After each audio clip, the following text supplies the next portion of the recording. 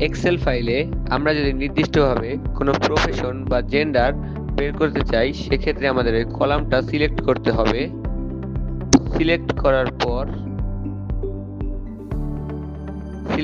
পর উপরে sort and filter নামক একটা অপশন আসবে, এটা সিলেক্ট করতে হবে। এরপরে ফিল্টার ক্লিক করে সিলেক্ট করতে হবে। সিলেক্ট করার পর দেখেন উপরে একটা ফিল্টার চলে আসবে, এটাতে আমরা ক্লিক করলে এখানে select all, house wife, student, তিনটা অপশনের মধ্যে সিলেক্ট অলটা ক্লিক করে সব চলে যাবে। তারপরে নির্দিষ্টভাবে হাউস ওয়াইফ সিলেক্ট করব। এরপর হাউস ওয়াইফ প্রফেশন যাদের আছে তাদের নাম চলে আসবে। তারপর যদি আমরা স্টুডেন্ট বের করতে চাই, সেক্ষেত্রে আমরা আবার ফিল্টারে ক্লিক করব। তারপর স্টুডেন্ট লেখার উপর ক্লিক করলে যারা স্টুডেন্ট আছে তারা চলে আসবে। এভাবে আমরা এক্সেল ফাইলে কারো প্রফেশন নির্দিষ্টভাবে বের করতে পারি।